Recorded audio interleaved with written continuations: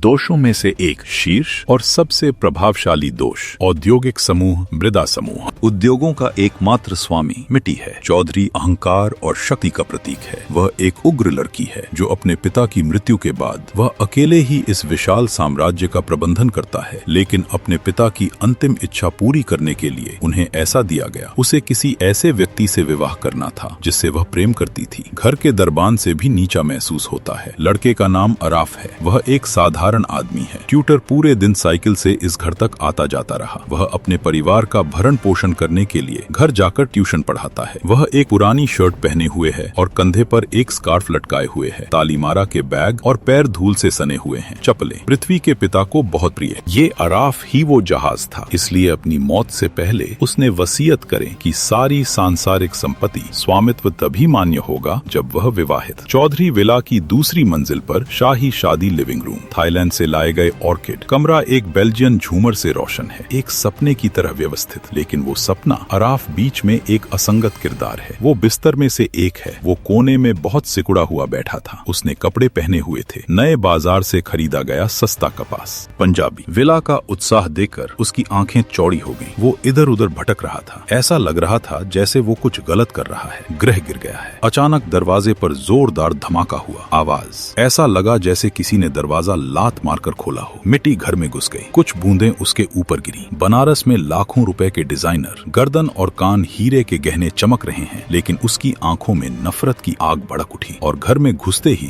उसने कीमती चीजें अपने हाथ में ले ली। उसने अपना पर्स ड्रेसिंग टेबल के शीशे पर फेंक दिया। कांच टूटने की आवाज सुनकर अराफ कांप उठा। पृथ्वी धीरे धीरे क्षितिज की ओर बढ़ी। वह आगे आया। उसकी निगाहें बहुत ही तिरस्कारपूर्ण थीं। नीचे ऐसे आओ जैसे कि वो सीवर के कीड़े को देख रहा हो। हे धरती के शेर, तुरंत बिस्तर से नीचे उतर आओ। अराफ दहाड़ा और तेजी से उछल पड़ा। वो बिस्तर से उतरकर कालीन पर खड़ा हो गया। डर से उसका गला सूख गया है। वह खांस रहा है और खर्राटे ले रहा है। उसने कहा, जब पृथ्वी आएगी तो मैं तुम्हारे बारे में चुप हो जाऊंगा। तुमने गंदे मुंह से मेरा नाम लेने का साहस किया। तुम जैसे भिखारी से ट्यूशन नहीं मिलेगी। तुम्हें पता है कि मालिक मेरे पति की सीट पर बैठेंगे। ये चादर इटालियन रेशम से बनी है। यहाँ तक कि चादर के एक कोने में 10 साल की आय भी। अब आप अपने शरीर के लिए सस्ता साबुन नहीं खरीद सकते। मेरे एसी वाले कमरे में पसीने की बदबू आ रही है। बेचारा अराफ अपमान से सिर झुकाकर चला गया। उसने कहा, मैं जानता हूँ कि मैं तुम्हारे लायक नहीं हूँ, लेकिन पिताजी चाहते थे कि मैं चुप रहूं। मैं अपने पिताजी के लिए प्रार्थना करूंगा। नहीं, मेरे पिता अपने जीवन के अंतिम समय में बुरे मूड में हैं। मैंने इतना कष्ट सहा कि तुम्हारे जैसे खरपतवार को जन्म दिया। आपने मेरे कंधों पर एक अवसर डाल दिया है।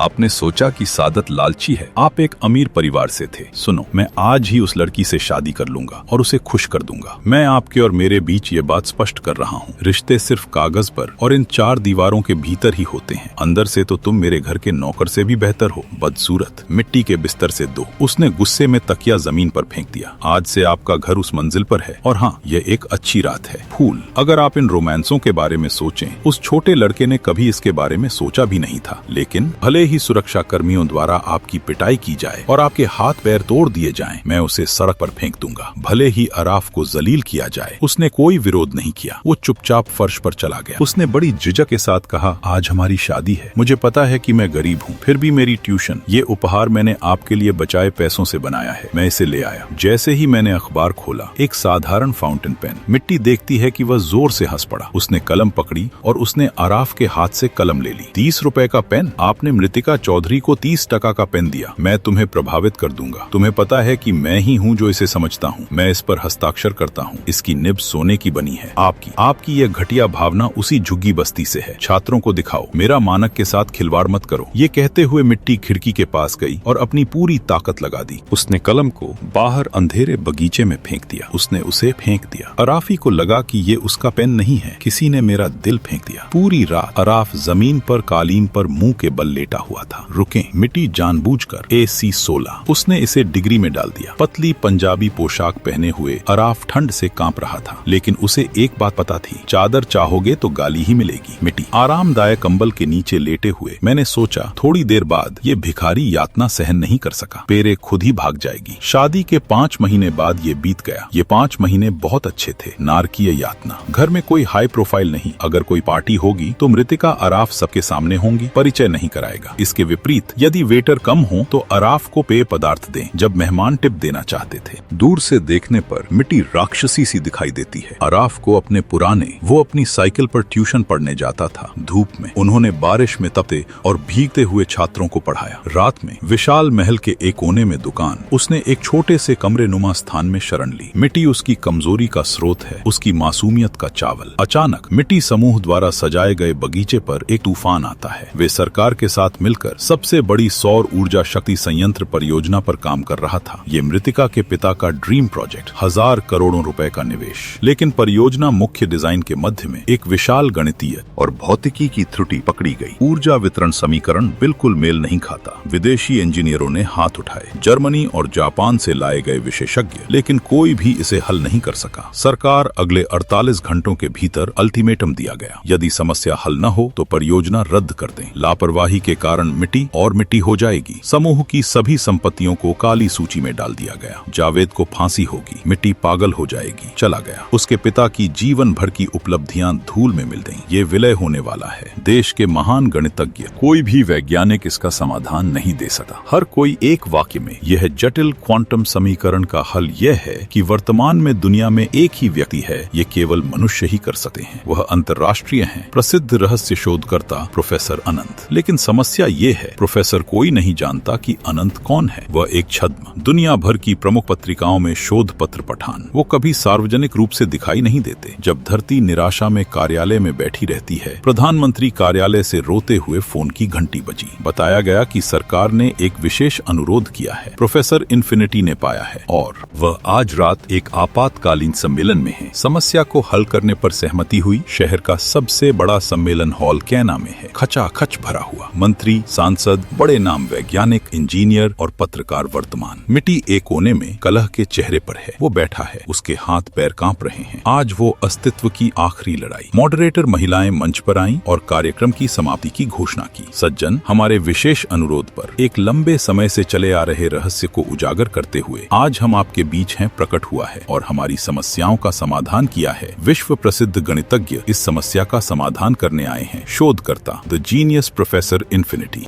हॉल की लाइटें बुझ गईं, केवल मंच ही बचा। फोकस लाइट जली, दरवाजा खुला। सब लोग, वो अपनी सांस रोककर दरवाजे की ओर देखता रहा। काले रंग का इटालियन सूट पहने, महंगी सुनहरी आंखों के साथ, उसके हाथ में एक मैकबुक और चेहरे पर फ्रेम वाला चश्मा, इस गंभीर विश्वास के साथ कि युवक धीरे धीरे और शाही अंदाज में मंच पर आया। उसे देखकर पृथ्वी की आंखें उसकी भौहों पर उठ गईं। एक क्षण के लिए उसकी दिल की धड़कन रुक गई। वो उपेक्षित, अपमानित ट्यूशन बहुत आसानी से चला गया। मास्टर अराफ। मिट्टी उसकी अपनी आंखें हैं। उसे यकीन नहीं हो रहा था। उसने सोचा कि शायद वो अराफ सपना देख रहा है, लेकिन माइक्रोफोन का नहीं। सामने खड़े होकर धारा प्रवाह और भरी आवाज में वो अंग्रेजी में बोलने लगा। उसकी आवाज का लहजा, उसकी बुद्धि की गहराई देकर वैज्ञानिक मंत्रमुग्ध हो गए। 10 मिनट में अराफ बोर्ड पर मारकर उस जटिल समीकरण को हल किया जो दुनिया के सबसे कुशल इंजीनियर हर महीने कर सकते हैं, नहीं कर पाए। जैसे ही समाधान खत्म हुआ, पूरा हॉल तालियां बज उठी। मंत्री जी स्वयं आगे आए और बोले। उसने अराफ को गले लगा लिया। अराफ ने विनम्रता पूर्वक उन्होंने कहा, मैं दुष्प्रचार के खिलाफ हूँ। मेरी रुचि ज्ञान में है, मुझे ऐसा करना पसंद है। प्रसिद्धि की विडंबना से बचने के लिए मैंने एक सादा जीवन चुना। ट्यूशन के माध्यम से बच्चों में विज्ञान को बढ़ावा देना, मुझे प्रकाश फैलाना पसंद है। यही मेरा असली स्वभाव है, आनंद। लेकिन आज देश की खातिर मैं, मेरे लिए खुद को अभिव्यक्त करने का तरीका बन गया। बैठक के बाद जब अराफ वीआईपी गेट से गुजरे, जैसे ही वह कार में बैठने वाला था, मटिका दौड़ती हुई आई, उसका रास्ता रोक लिया। उसकी आंखों में आंसू आ गए। आज उसका सारा घमंड धूल में मिल गया है। उसने कांपती हुई आवाज में कहा, अराफ, तुम क्या आप इतने महान वैज्ञानिक हैं? आप एक प्रोफेसर हैं। अनंत, फिर क्यों? मेरा इतना अपमान क्यों हो रहा है? अगर आप इसे बर्दाश्त करते हैं तो ट्यूटर ऐसा क्यों कर रहा है? रोज रोज यही करते हो। अराफ शांति से मेरी तरफ देखता है। देखा, बसर की रात का वो खौफनाक एहसास अब नहीं रहा। नहीं, उसकी नजर अब सागर की गहराई पर है। उसने अपने कोट की जेब से कुछ निकाला, कर दिखाया। वो 30 टका का पेन, वो इसी के लिए जी रहा है। वे इसे रात में बगीचे से चुपके से इकट्ठा कर लेते थे और उसने बड़ी सावधानी से उसकी मरम्मत की। उसने जमीन की ओर इशारा करते हुए कहा, मैंने कोई एक्टिंग नहीं की मृतिका, मैंने तो ट्यूशन ली थी। ऐसा करना मेरा काम नहीं नहीं है, ये मेरी लत है, ये मेरा प्यार। मैं जमीन के करीब रहना चाहता हूँ, मैं तुमसे प्यार करता हूँ। पिताजी सब जानते थे। वो मैं चाहता था कि तुम लोगों से अलग रहो, कपड़ों और चमक दमक से निर्णय न ले, अपने अंदर के इंसान को देखना सीखो। मैं चाहता था कि आप ये समझें कि हीरे कोयला हैं, खदान में भी हो सकता है, लेकिन आप उस परीक्षा में असफल हो गए। मिटी। उसने कलम हाथ में ली और फूट फूट कर रोने लगी। मुझे माफ कर दो अराफ, मैं अंधा हूँ, मैं था, मुझे समझ नहीं आया। चलो घर वापस चलते हैं, मैं तुम्हें पूरा सम्मान दूंगा, अराफ ने धीरे से कहा। उसने अपना हाथ खींच लिया और धीरे से मुस्कुराया। उन्होंने कहा कि आपकी कंपनी अरबों रुपए की है और मैंने अपने पिता का सम्मान बचाया। मैं गया, यह मेरी जिम्मेदारी थी। लेकिन भले ही मिट्टी के गणितीय समीकरण मेल खाते हों, हमारी शादी की रात तुमने हमारे जीवन की गणना में गलती कर दी। आपने कर दिखाया। अब आप जो सम्मान दे रहे हैं, आप ये अराफ को नहीं दे रहे हैं, आप इसे उसे दे रहे हैं। प्रोफेसर इन्फिनिटी, मैं उस फ्लोर पर ठीक हूँ, मैं तुम्हारे उस महंगे बिस्तर पर सोऊंगा नहीं। अराफ ने कार का दरवाजा खोला और अंदर बैठ गया। ड्राइवर ने गाड़ी स्टार्ट कर दी। मिट्टी उसकी थी। एक विशाल साम्राज्य की अराजकता के बीच अकेले वो वहीं खड़ा रहा। उसके हाथ में 30 रुपए थे, वह सस्ता पेन जिसने आज उसे जीवन में सबसे अधिक खुशी दी। उसने एक बहुमूल्य सबक सीखा। उसने समझा कि वो जिंदगी भर कांच इकट्ठा करता रहा है और हीरे फेंकता रहा है। ये कहानी हमें हमारी उंगलियों के माध्यम से दिखाई जाती है। वो चमकदार कपड़े या साधारण पेशा देता है, किसी व्यक्ति के वास्तविक गुणों का आकलन कभी भी उसके ऐसा नहीं करना चाहिए। हीरे कोयले की खदानों की तरह होते हैं। ये एक गोरे आदमी के शरीर की तरह छिप जाता है। आपके अंदर असाधारण प्रतिभा हो सकती है। विस्फोट। मिट्टी जैसे धन के अभिमान में यदि आप अपने करीबी लोगों को आंख मूंद कर नजरअंदाज करते हैं, दिन के अंत में अकेलेपन और पछतावे के अलावा कुछ नहीं बचता। ये बात सही नहीं बैठती। खतरे के समय हमें इस चक्र को याद रखना चाहिए। सुंदरता नहीं बल्कि ज्ञान और मानवता लोगों की रक्षा करता है। तो जब तक समय है, लोगों के गुणों की कद्र करना सीखिए, क्योंकि अवसर और एक बार समय बीत जाने पर ये वापस आ जाता है। नहीं, तब हीरे को जानने का कोई लाभ नहीं है।